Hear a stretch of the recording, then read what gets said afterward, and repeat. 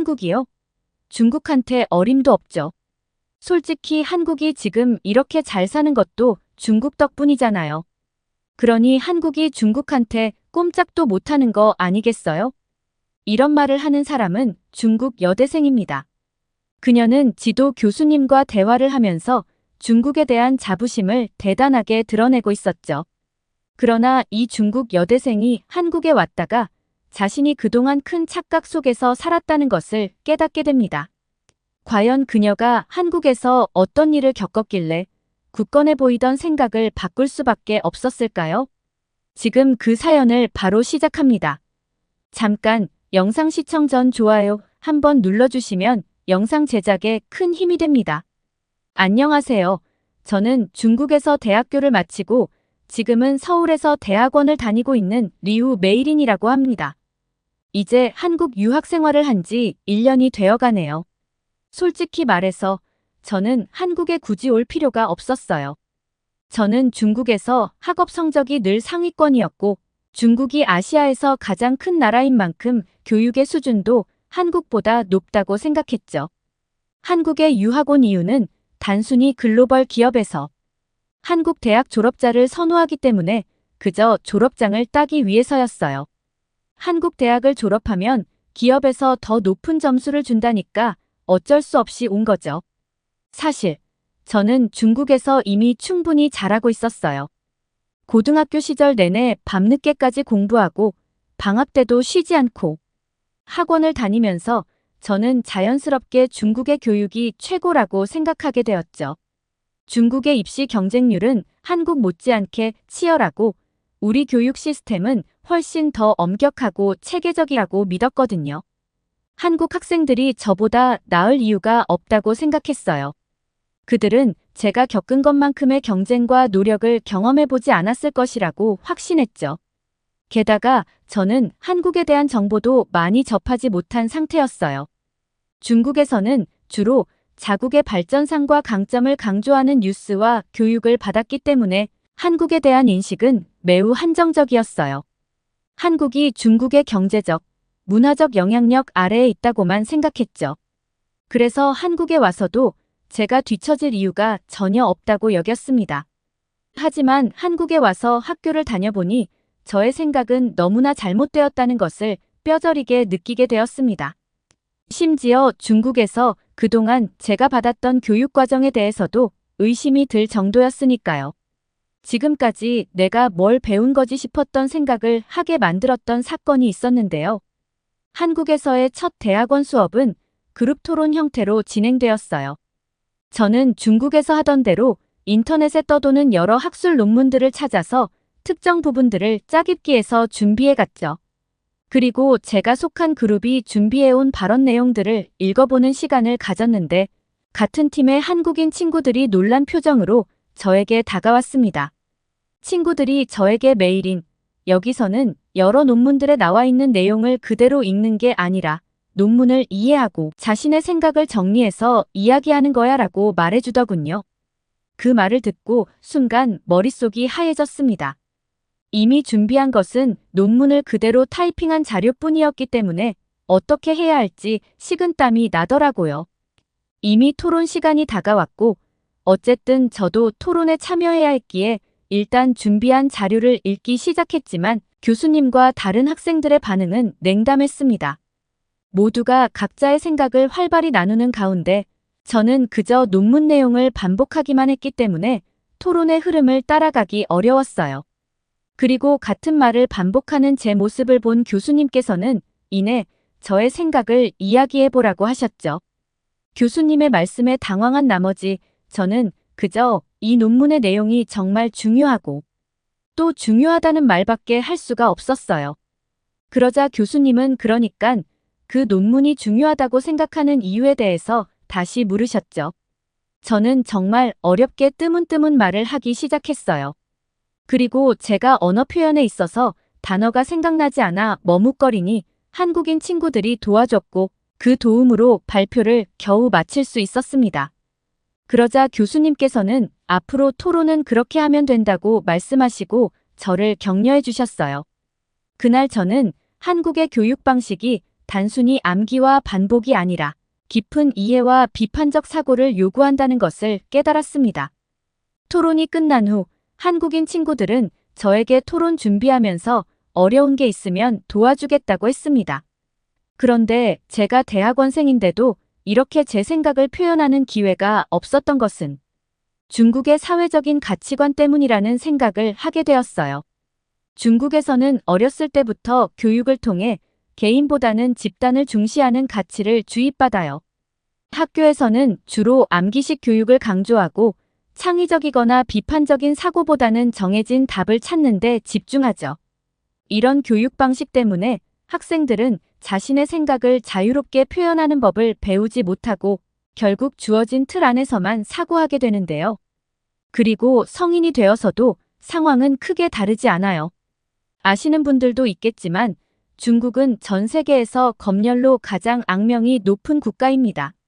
중국에서는 사회 전반적으로 정부의 검열이 매우 강력하게 이루어지고 있어서 정치적이거나 민감한 주제에 대해 자신의 생각을 공개적으로 표현하는 것이 위험할 수 있습니다. 인터넷상에서도 정부가 부적절하다고 판단한 콘텐츠는 빠르게 차단되거나 삭제되기 때문에 많은 사람들이 자발적으로 자기 검열을 하게 되고 사정이 이렇다 보니 중국 사람들은 자연스럽게 자신의 생각을 내비치지 않게 되는 거죠.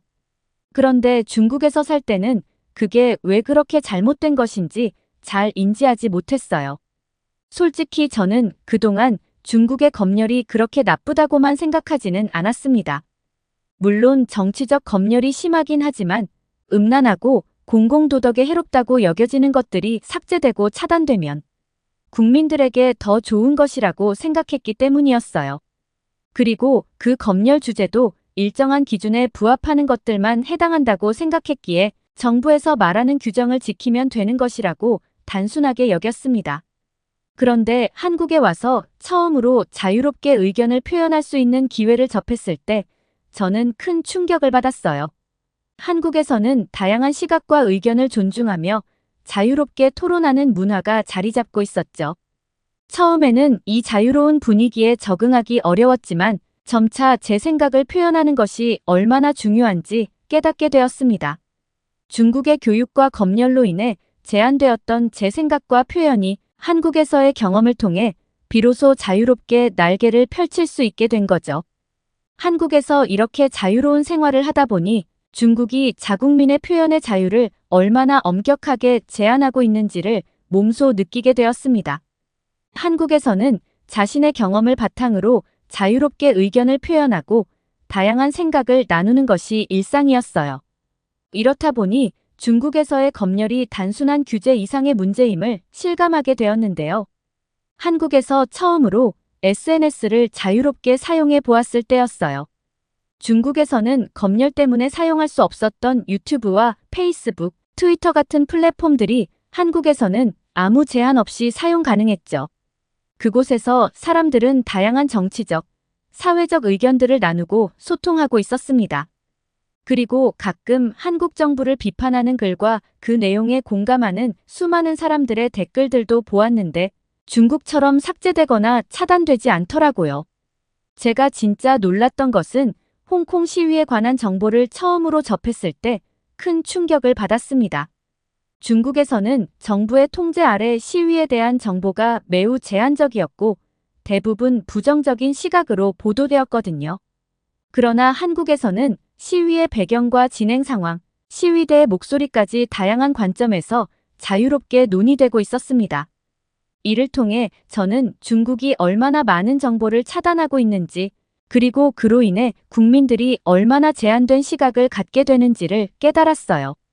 그러고 보니 제가 한국에 대해서 부정적인 시각을 가지게 된 것도 중국 정부의 통제와 한국을 비판하는 기사들로만 가득한 중국 내 뉴스들만 접했기 때문이었던 것 같아요.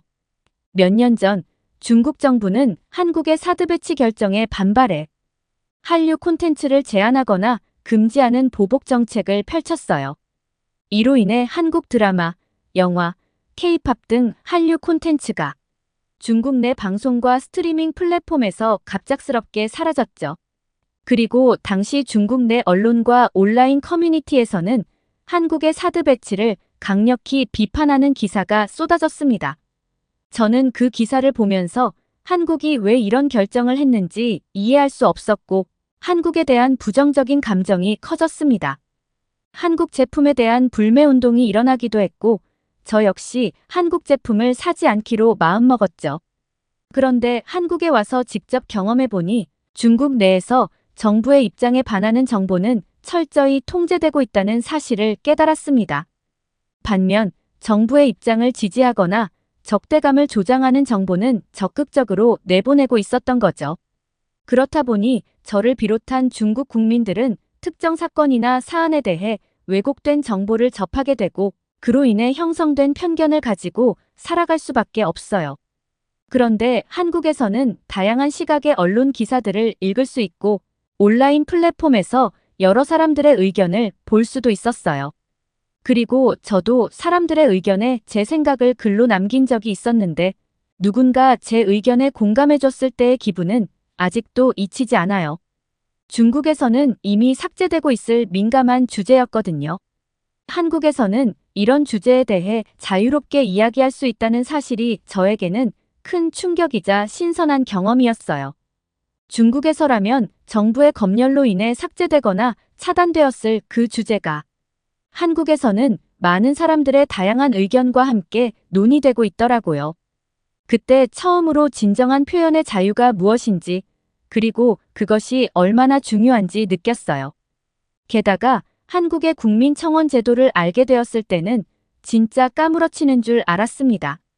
국민청원 제도는 국민들이 직접 청원을 올리고 많은 사람들의 동의를 얻으면 정부가 이에 대해 공식적으로 답변해야 하는 제도잖아요. 이런 제도를 통해 국민들이 자신의 의견을 직접 표현하고 정책에 영향을 미칠 수 있다는 사실이 저에게 큰 충격이었어요. 중국에서는 상상할 수 없는 일이었거든요. 중국에서는 국민들이 정부에 대한 비판이나 민감한 사안에 대해 공개적으로 목소리를 내는 것이 매우 어려워요. 몇 년 전에도 중국에서 환경 문제에 대한 대규모 시위가 벌어진 적이 있었는데요. 당시 많은 사람들이 대기 오염과 환경 파괴에 대한 우려를 표하며 거리로 나섰지만 정부는 이를 강력하게 억압했습니다. 시위에 참여한 사람들은 체포되거나 처벌받았고 관련 뉴스와 정보는 철저히 검열되었죠. 이런 중국의 상황에서 한국처럼 국민들이 자유롭게 청원을 올리고 정부의 공식적인 답변을 기대하는 것은 거의 불가능한 일이라고 보시면 돼요. 저는 한국의 국민청원 제도를 보면서 한국의 민주주의와 표현의 자유가 얼마나 발전했는지를 실감하게 되었고 개인의 목소리가 사회에 얼마나 중요한 역할을 하는지 그리고 이런 시스템이 사회를 더욱 발전시키는 원동력이 될 수 있다는 것을 처음 알았어요. 중국의 이런 분위기 때문일까요? 전 점점 중국으로 돌아가고 싶지 않은 마음이 들기 시작했어요. 1년밖에 되지 않았지만 한국에서의 삶은 중국에서와는 너무 달랐습니다. 하지만 여전히 제 주변의 중국인 친구들은 한국 대학교의 수업이 이상하다고 말했고 수업을 무단으로 결석하거나 과제도 제출하지 않는 등 불성실한 태도를 보이기도 했어요. 그들은 높은 성적이 아닌 한국 대학의 졸업장이 필요했을 뿐이었으니까요. 네, 물론 저도 처음엔 그들과 같은 생각이었죠.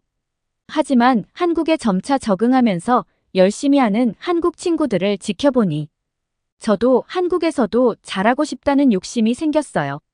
그리고 어느 날 교수님께서는 시험을 대신한 조별과제를 내주시겠다고 하셨습니다. 그런데 조금 걱정이 되었어요. 제가 같이 공부했던 중국인 친구들은 점차 학교에 잘 나오지 않았던 터라 어떻게 조를 짜야 할지 걱정이 되었거든요. 그때 마침 제게 다가와준 한국인 친구 서현이가 참 고마웠습니다. 서현이는 요즘 같이 다니는 중국인 친구들이 보이지 않는데 무슨 일 있냐면서 괜찮으면 자기랑 같이 조별과제를 해볼 생각 없냐고 묻더라고요. 저는 서현이의 제안 덕분에 한국인 친구들과 조별과제를 하게 되었어요. 제가 한국어가 좀 서툴렀는데 서현이와 한국 친구들은 영어와 한국어를 섞어가며 과제를 차근차근 설명해주면서 저를 많이 도와줬어요. 한국 친구들과 함께 과제를 하면서 느낀 것은 그들의 똑똑함과 스마트함이 정말 대단하다는 것이었어요. 저도 중국에서 나름 열심히 한 편에 속했지만 한국 학생들의 수준은 정말 남다르더라고요. 그들은 모든 과제를 체계적으로 계획하고 꼼꼼하게 실행해 나가는 모습이 인상적이었어요. 한국 친구들 덕분에 조별 과제의 완성도가 높아졌고 저도 좋은 성과를 낼 수 있었던 것 같습니다. 그렇게 중국인 친구들의 빈 공백을 서현이와 한국인 친구들이 채워줘서 저는 외롭지 않게 학교를 다닐 수 있었어요. 어느 날에는 서현이네 집에 놀러 가본 적도 있어요. 그때 한국의 가정집에는 처음 가본 거였는데 서현이네 집이 궁궐 같아서 진짜 깜짝 놀랐어요. 서현이네 집에 도착했을 때 처음에는 겉이 허름해 보여서 큰 기대를 하지 않았는데 문을 열고 들어가자마자 제 예상은 완전히 뒤집혔어요. 집안 내부는 정말 깔끔하고 세련됐더라고요. 최신식 가전제품들이 곳곳에 자리 잡고 있었고 모던하고 고급스러운 인테리어가 인상적이었어요. 거실에는 편안한 소파와 큰 TV가 있었고 반짝이는 조명과 천장 위에서는 실링팬이 돌아가고 있었어요. 놀라움을 뒤로하자 서현이는 금강산도 식후경이라며 일단 먹고 놀자면서 라면을 끓여왔어요.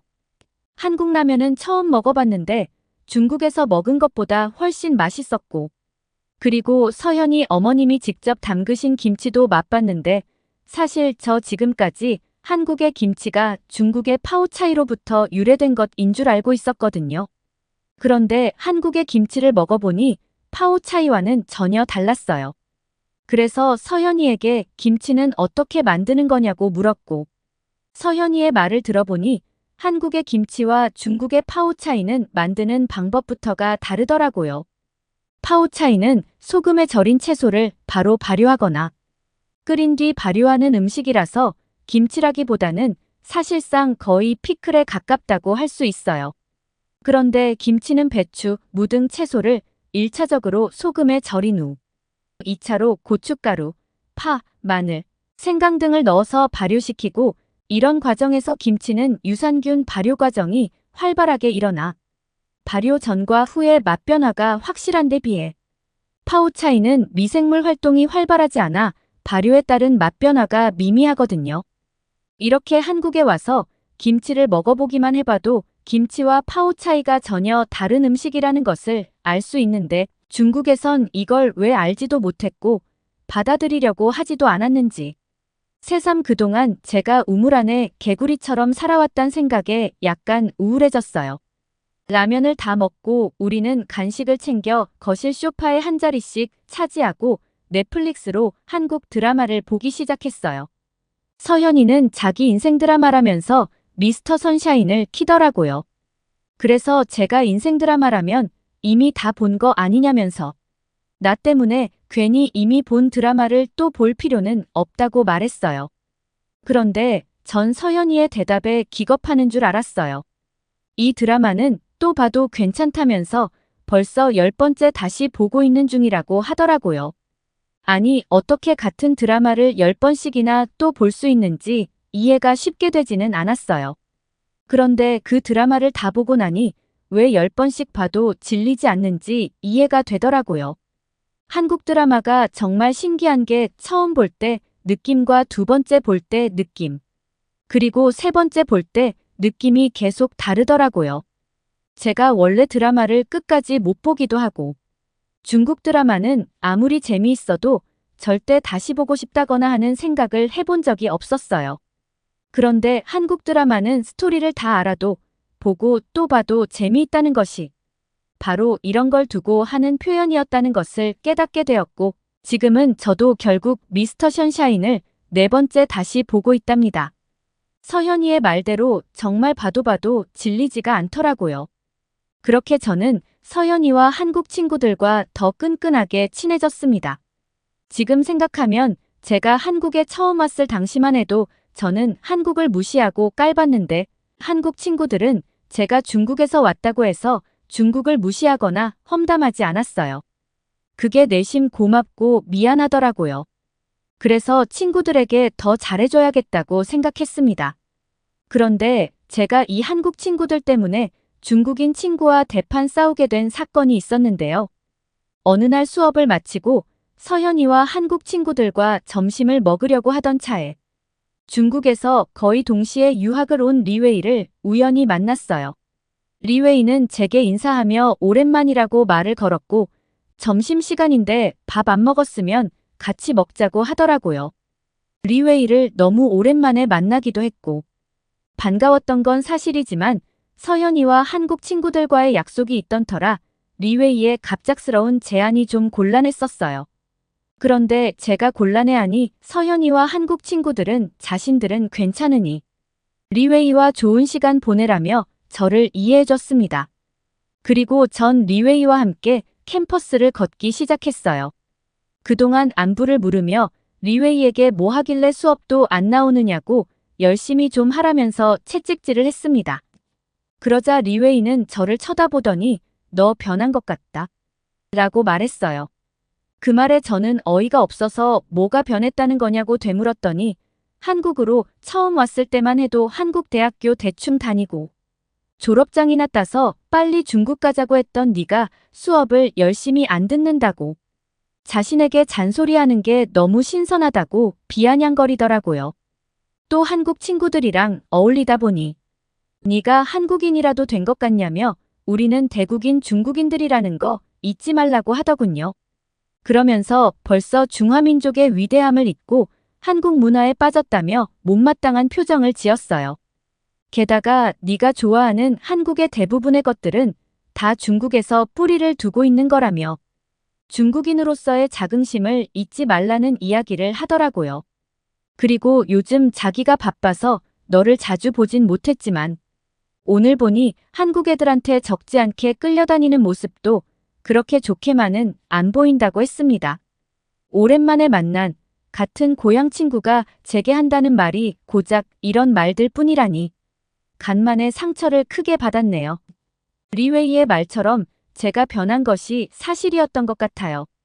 예전 같았으면 리웨이 말에 크게 공감하고 서로 맞장구 쳤겠죠. 그런데 이제는 말도 안 통한다는 느낌이 들어서 리웨이 말에 반박하기조차도 그만두기로 했어요. 그리고 그날 불편한 점심을 하고 나서 저는 멍하니 초점 없이 길을 걸어가고 있었습니다. 리웨이의 말이 상처가 되기도 했지만 내가 다시 중국에 가서 리웨이와 같은 생각을 하는 사람들과 생활을 할 수 있을까? 란 생각에 빠지게 된 거죠. 횡단보도를 건너려고 기다리고 있었는데 그 생각에 계속 그곳에서 서 있게 된 거예요.